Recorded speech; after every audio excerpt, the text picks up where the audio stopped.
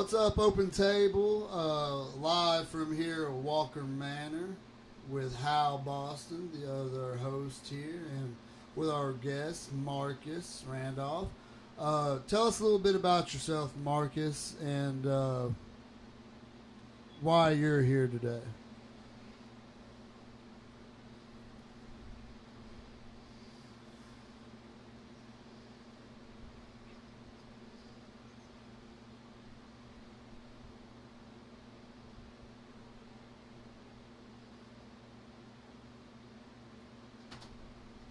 We lost Marcus somehow.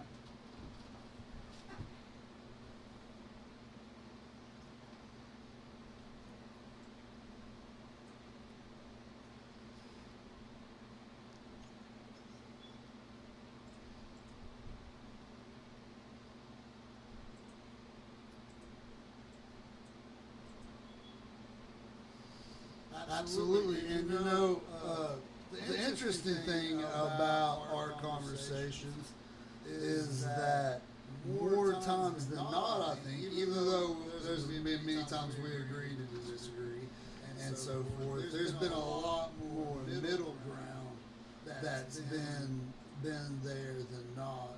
What would you think to that, Marcus? What would you say to that?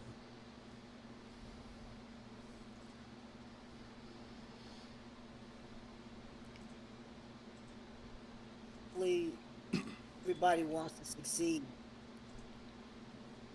So, as long as everybody has the same goal in mind, it's pretty easy to meet a middle ground.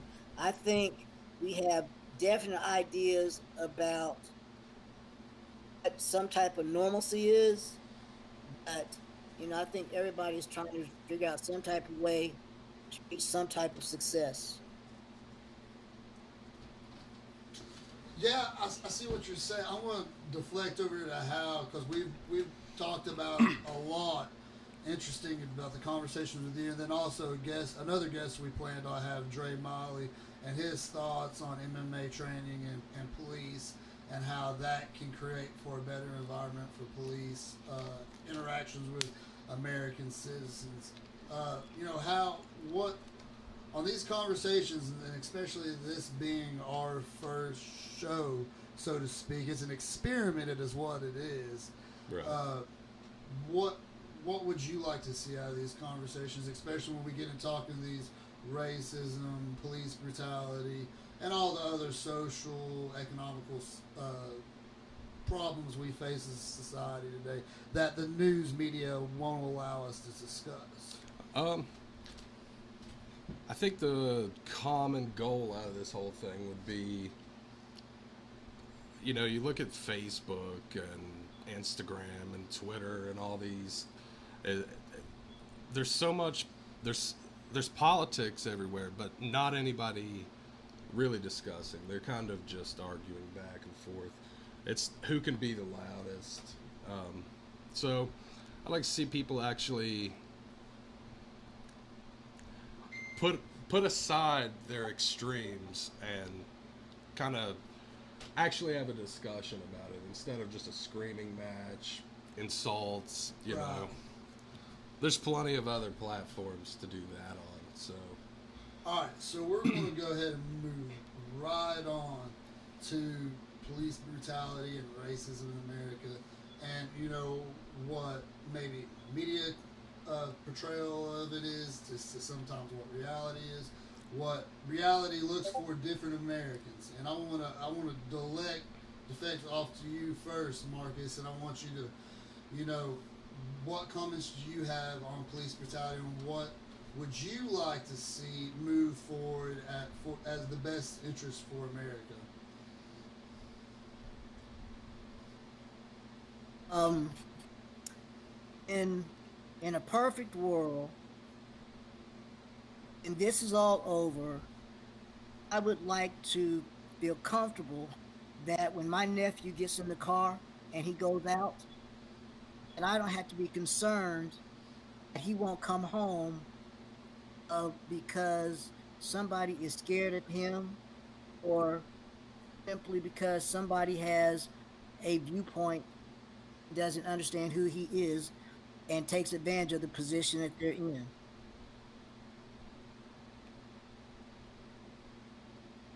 So Short, I want to feel comfortable that he has the same rights as anybody else that would be in a car at 10:30, 11 o'clock at night trying to come home.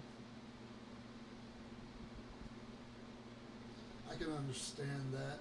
What are some cases here, locally, regionally, that specifically you think moving forward that maybe Knox County or Anderson County or nationally, we could go national, implemented procedures or what can be done to attack systemic racism from your viewpoint?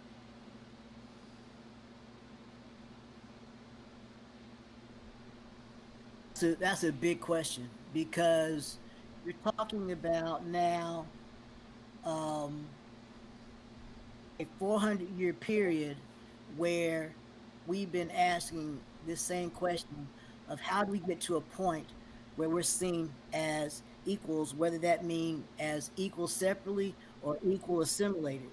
And to this point, none have worked. So, you know, things that have to change, in my opinion. Um,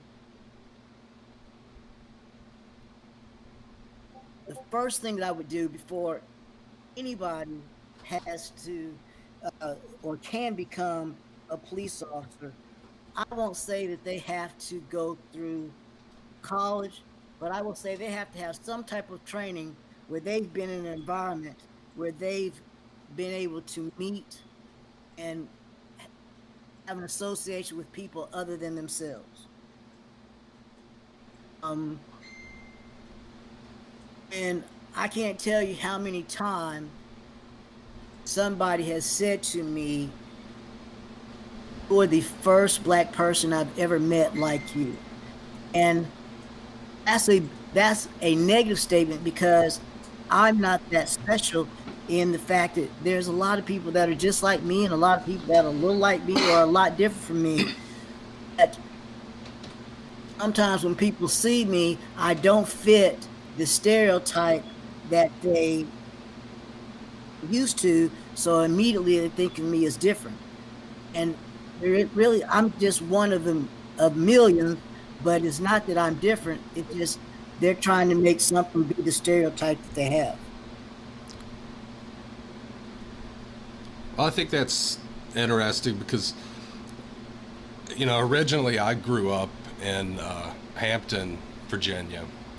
This was late 80s, early 90s. I moved to Tennessee in 96 or so. And, coming from a place like that where you have, it's totally multicultural. There's not any just large groups of, black, white, Taiwanese, it's really kind of a melting pot area. And I remember when I moved here, I heard the N word used for the first time, and I was just blown away by it. I didn't hear that in my house growing up, because my parents they were trying to, I guess, raise me in a place where, what's the way I'm trying to convey this? I guess to where you didn't really, you judge people based on their merit, not what they look like, where they come from. And so that's why I have some really harsh ideas when it comes to the whole white supremacy thing and just treating people differently because you don't know them. No, everything, both the points y'all both made, I completely agree with. The only thing that I advocate for people to look at in this debate, because what we're talking about, like as you said, Marcus, is a large question and encompasses a great many deal of bullet points, which is it might be a multi episode series, so to speak. But one thing I'm asking, advocating for, is that, you know, when you talk about white supremacy and systemic racism, both of them are real, and I agree with you. I do.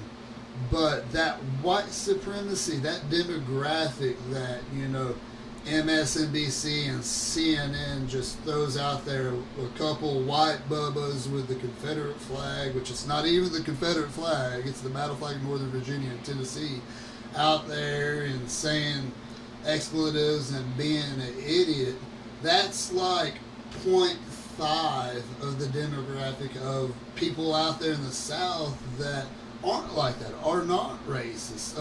Maybe they go to reenactments. Maybe they have history in their family that fought for a respective army underneath that banner. And with all that being said, is that it's easy to judge and put somebody in the group of white supremacy, as MSNBC has done, in the same respect that Fox News puts peaceful protesters in the same lot as rioters. You know, protest is bad because they're burning Minneapolis down. Well, they're not burning Knoxville down. I'm happy they're saying something. You know, and that type of leeway I think, is not a coin with both sides. Is one thing I would say when we get to the white supremacy talk, because I think a lot of the problem now is class warfare. I think it is the haves and have-nots. I do agree there were some laws in the past and some things going on that was a lot of things that were racially motivated, but I think that's morphed into more of a class warfare and a separate and divide tactic. Once you see what we have today, Americans discussing, having real discussion, talking, you know, saying something's not right. Thoughts on that? Because that was a counterpoint to what kind of both of what we were I both can't saying. say all.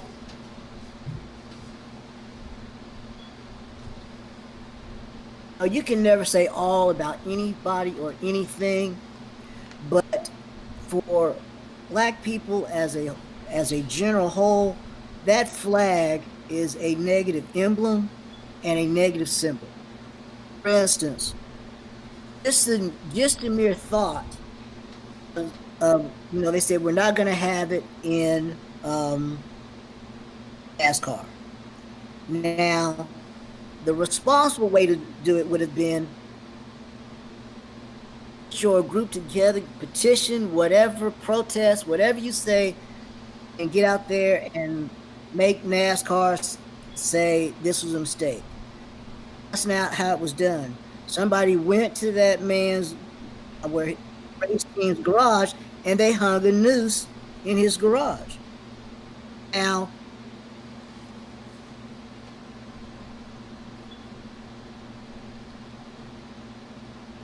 I think we've lost you, Marcus. Marcus, I think we've lost you. Check. Yeah, I'm still good. You hear him? No, I can't hear. You can't hear him? We've lost Marcus. Hey, Marcus, can you rejoin the call and make your point about NASCAR again? I can. Do you have to? Because last time you invited me, and that's how I joined in. We can hear you now. Yeah, you're back. I don't know what happened. It says waiting room mic check. Let me see. You back? Yeah, you're here. Sorry about it. Murphy's Law, first episode. Continue with your point. Okay. So, where'd you lose me with the NASCAR statement? So you were mentioning that. Okay, I'll start it, and then for those that I repeat, for those that are getting a repeat, you just heard it twice. NASCAR ban the flag inside because, and honestly, I don't know Bubba's last name because Bubba I normally Wallace. watch FIA racing. But anyway, um, but he petitioned that NASCAR take down the flag, and for whatever reason, NASCAR pulled it down or said that they didn't want it within the stadiums. They said you can have it outside the stadiums or whatever you want to. Um, and so that was the decree for at least one race we know. So instead of, you know, normally when um, people have a problem with something, they tell us change doesn't happen overnight, petition, protest, whatever. And so we do, where's it work, whatever. But a lot of us see that flag as a negative emblem and a negative symbol, just like what happened with that. As soon as that flag was threatened, instead of handling in what we now consider a, a civilized way, they went and they hung a noose in that garage of the person that did it. Now, a noose to a white man, I'm sure would be a threat. But a noose to a black man, where that's been used to exterminate, kill, and threaten for 400 years, means a whole different thing. And because of that, that flag has always had that same symbol go with it, whether it be KK, supremacists, being hung from a tree, tarred and feathered. Those are all things that that flag represents. And so when you say that that's a national symbol, that's like saying all those other things are symbol too, because they all went together. How you got? You want to add to Yeah, that? that's Now that kind of doesn't mean my they all went together for everyone, but for black people, it all went together. that's that's sort of my outlook on it as well. I think, intentions um, play a big part. I see, those white power demonstrations, and they're being protected by police, and they're carrying, the Confederate flag, oftentimes Nazi memorabilia, and they're being protected. But then right now, you're seeing people get their ass beat for protesting. So it's hard not to feel a certain way, I guess, when you see the flag, especially now. Like, you see a lot of people that are doing it just out of spite. And I mean, if you're gonna fly the thing, at least know why you're doing it. That's it's just it's like that edgy thing to do for some reason. Uh, so I'll hit on NASCAR first. I'm very familiar with it. My driver's been out for a long time. Mark Martin, I've not really watched since he's left. Those shops that have the tools and where the rope was hung, there are tools there that cost more than our salaries combined twice over. It is a locked down area. My beef with NASCAR is that NASCAR's been on dire straits for two to 3 years. They've talked about bankruptcy. There's been speedways closed down across the board. People don't want to sponsor cars anymore because the rating's been down. In my opinion, I feel this is a case of pure corporate pandering, divide, conquer. I don't see how somebody could have got that down there. Maybe I'm wrong. I don't know.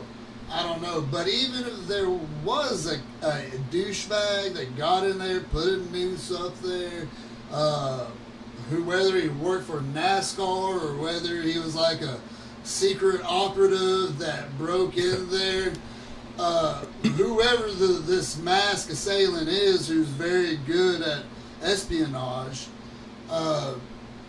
was a douchebag, and he acted on his own accord. I don't feel that way. Most of the people that I know dare say almost all of them don't feel that way. Are they angry about saying you're a racist because you're associated with this flag, because you hold some type of reverence because our country fought a war over this, and there was an American side that was in the South, which the Confederacy did fight for slavery. But once again, class goes into that, because the vast majority of white Confederates were poor sharecroppers themselves, that were either conscripted or didn't want to burn their own farms down, as they were seeing Sherman and Grant, who were very effective generals that implemented total war, because that was the only way the Confederacy could be beaten.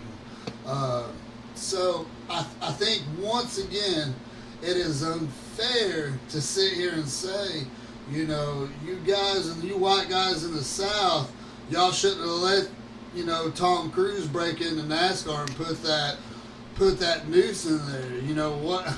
I just think that's unfair. That's like me coming in and saying, well, you guys are not saying hate crimes are real, but, the people that killed Shannon Christian were all black, and that's not a hate crime. I think it's not fair to blanket all those people, or make broad generalities of people, because of, once again, a small demographic of people that are, racist, small-minded, dumb, whatever you want to call it, ignorant, or just stupid, make those decisions, in my opinion.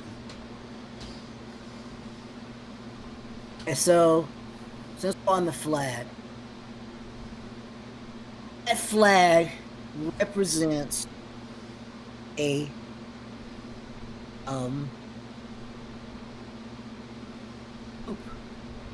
government, the Southern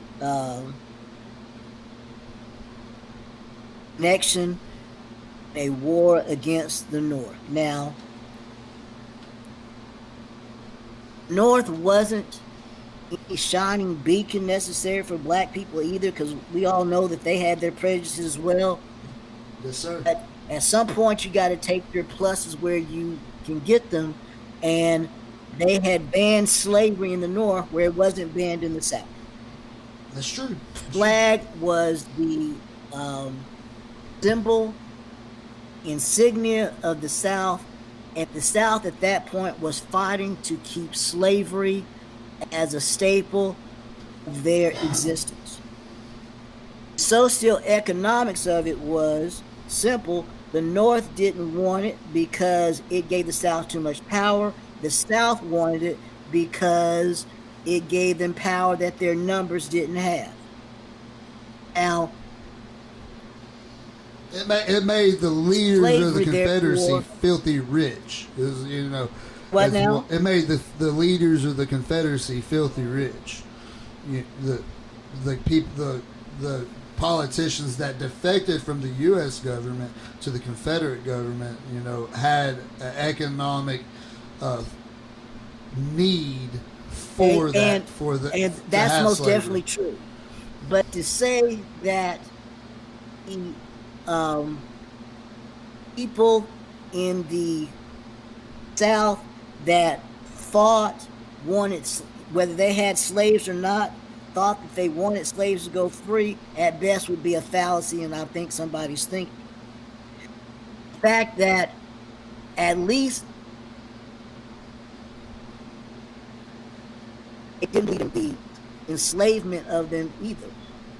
And so, you talk about flags and why, we don't believe that the flag ought to be as a national treasure or a national monument, is because, in my belief and the belief of many people who look like me, that flag does not represent a national treasure, but a treasure to a sect of people and families. And that's fine if that's the way they want to see it, and if they see that flag as something special to them, as far as that's who their family fought for, and the importance that they were. Because I would be amiss to say There weren't great generals for the South. And if you want to respect that part of it, that's all fine. But it shouldn't, in my opinion, it shouldn't be a national monument. Make it a monument for Southern reflection, because we can't forget that it happened, because it happened. You shouldn't forget it. I just think this realm of importance doesn't need to be there. And I think the reason they gave so much deference to the South anyway was because they were trying to heal a nation. But at this point, the nation shouldn't have to cower to the South for fear that they will not be able to hold it together. You talk about having, why the flag in the South was given so much deference. A lot of that was because we were on touchy ground for so very long with it.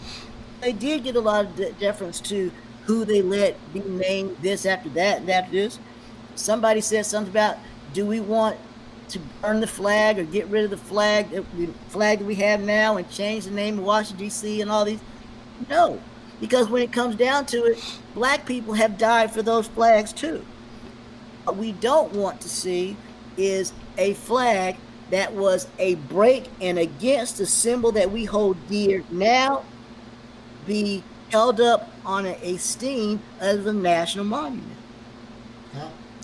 Yeah.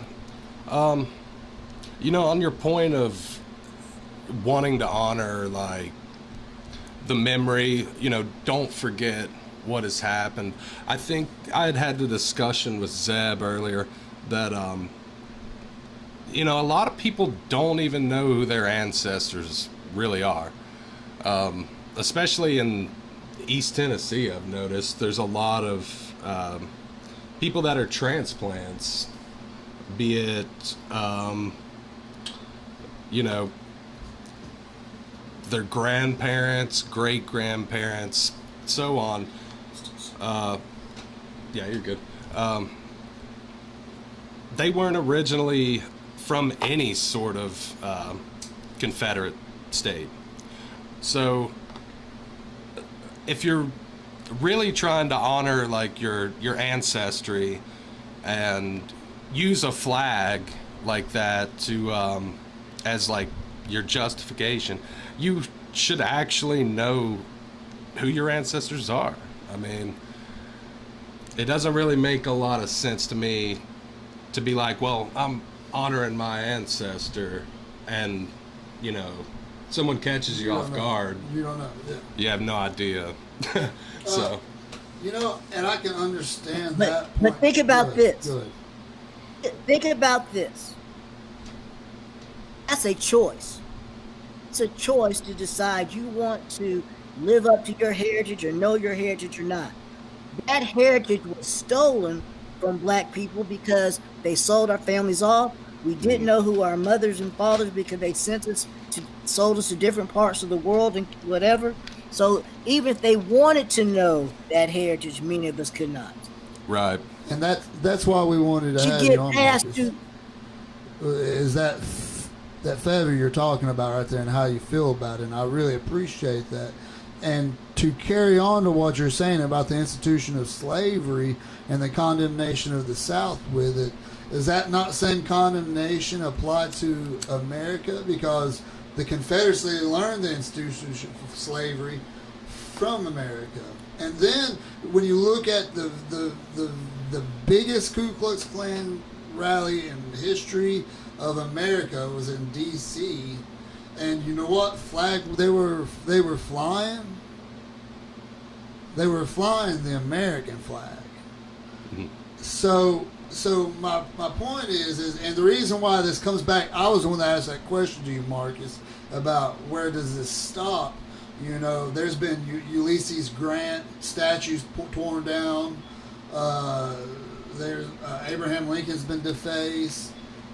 There's been a lot of different monuments that had no Southern connection at all, defaced and destroyed in the name of white supremacy, and the history of America has had with that, even though there were 11 other slaveocracies in the Western Hemisphere at the time of the Civil War, which once again is not a it's okay that we fought a war. It's not okay. We fought a war with it, and then we've had civil rights movements, civil rights unrest, civil unrest. We're a country continually divided, but trying to heal itself. But I guess my question is, does that condemnation not come in for the America and the American flag misused by white supremacists? Which, once again, I believe that white supremacist number that's thrown out by MSNBC and the narrative by CNN that if you're a Trump supporter, you're a white supremacist, you carry around a Confederate flag and hang nooses off people's whatever trees, is just simply not true. That's not true. And that's one reason why Hillary lost, was because she went with that. She was the deplorable of the nation. These people are deplorable. They are horrible. And I mean, I don't think anybody. I don't believe that's why Hillary lost. Hillary lost simply because she could not. One, Hillary Clinton, in my opinion, and everybody has an opinion about Hillary Clinton, I'm sure. Sure. She was a poor candidate. She was wonderfully prepared as far as being able to do the job. Terrible, obviously, by the number of times she lost. She started out as the head person being able to run a race, because she had very little idea about how to encompass other people into whatever she really wanted to do. And I'll be honest, I still don't know what she wanted to do ultimately. I believe that's why she lost, because even though a lot of us feel like as a leader she would have been better than the man we have now, the simple fact is that she could not put that out enough to develop enough energy to make her win. That's the fear we have now, is that we can't provide the energy behind the man we think is better than the one that we have now, we still could lose. You think Biden's think a better option than Trump? Now, this discussion isn't a discussion on Trump, so I won't. That's true. Okay, that's fine. That's fair. Come back to the point where we're at. But if we come back to the flag and what you said of what is too much and what is enough, the rebel flag in itself was a splinter group from the United States that tried to form their own union. It in itself would have ended the country as we know it. Yeah, you're right. So, you look at this and you say, if the South would have won, potentially I could be a slave today. I don't South really in want itself, the South to win. I don't think we could have beat Germany. Itself, I don't know whether they could have not, since I hope that countries around the world would have made it impossible for them to do so. But there are all types of slavery in all types of countries. But anyway, even if none of them are quite as open as the slavery we had here, but the simple realm of it is that they tried to take away from the country that we had. They lost. So if I have a teammate playing and he doesn't like the focus of the team and he breaks away and he says, I'm going to start my own team, which he knows already makes the team that we have into something else, we call that person a traitor. Yeah. Those people that broke away, that would be traitors to the nation that we had as a whole and the nation that we have now. I do not think that should be a national emblem. Now, it's true enough. There's no way that you can say that they didn't have fantastic soldiers. And if they want to study those soldiers, they can. They can go to West Point, and should they study Lee, Yes, because Lee flat out was better than Grant. But the simple fact Yeah. was, he was still the head of a traitorous group that tried to break apart the country. I love that you Therefore, bring in up my Lee. mind, he should not be a national emblem today. I don't have a problem. You know, I've gone to I went to Vicksburg and I went to Gettysburg. I went to them both. And frankly, both of them are amazing, amazing historical sites that you should see. Mostly because of the fact that you know so many people died there and you can almost feel where they died. That's important. I can respect that from both sides. What I can't respect is the idea of what they were fighting for. Because I can't respect the idea of what they were fighting for, I can't see them as a national emblem. I can respect how hard they fought. I can respect that some of them very well may have been brave. I cannot respect what they fought for, and therefore I cannot hold them as a national emblem and hero. That's kind of the way I look at it. Obviously, just blanking it out from history is completely impossible.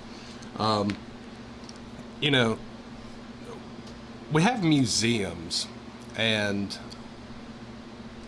I feel like, you know, as far as dialogue, no one's really having dialogue over a statue in a town square. Really, I've never seen anything positive come from that. Mostly it's extreme from this side or this side. Right. But when you're in a setting like a museum, you can go there and actually have a discussion with someone that's interested. And I think, you know, maybe don't just destroy all these things, but put them somewhere where they can be of use. Because in public view, I mean, I have to agree with Marcus here that they're, by keeping those things out and pretending that, you know, you hear the argument, well, I'm not racist, and it's usually followed by but, and I think having something in a courtyard sends a certain message. We're on this side, this side, this side, whatever. So I think a lot of those things are better off left in like a museum setting, to where, yes, this did happen, but we're not, it's very clear that we're not condoning it. Do you see what I'm saying? That came out weird, but I think the condemnation came when the South burned, you know, and rightfully so. The South had to lose the war. I'm not one of these, and I think the great vast majority of guys that probably reenact, you know, for Civil War or research the Civil War aren't sitting here and saying, I wish the South would rise again. I think I don't, myself as a Southern man, white Southern guy, do not encounter that a lot with other whites. You know, that's not just something that we're like, we're going to rise again. It's just a part of history. And I understand, I don't think there's any national monuments. There's state monuments. But it's interesting you bring up Lee, Marcus. And, you know, one thing that's synonymous with American military is Confederate military. You know, people don't realize how much tactics we drew off of Robert E. Lee, Stonewall Jackson, you know, and a vast majority of other Confederate troop commanders. And that's the reason why you see American bases named after them. I don't think it was to soothe the treacherous South. I think it was that America had enough of a civil war. That's one reason why you never saw a Marxist revolution in America. Because by the time Marxism was really kicking off, and you see, countries have revolutions, the working class overthrowing the ruling class. America was done. We do not want. We were so done that we had to be pushed into World War I and World War II. But I can understand. We can agree to disagree on that. That's okay, because I don't want to put too much on the battle flags of certain Southern armies or whichever armies. But I do want to hit on police brutality. I want to talk about that. Go ahead. You give a final thought on it. Give it to us. As far, we've had enough heroes of every race, color, creed now.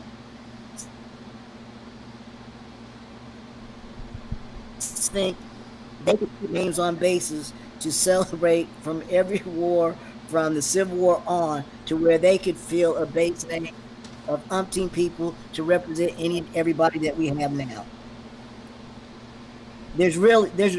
We're in no shortage of heroes as far as our military is concerned. And that's as far as naming of bases and all of that. Police brutality. Wait 1 second, Marcus. Wait a second. We got to restart the stream. So when we restart the stream, we'll have you come in and pick right up on police brutality, okay? That's good. Yeah, we don't have to drop the call or anything. We don't have to drop the call. He just has to restart the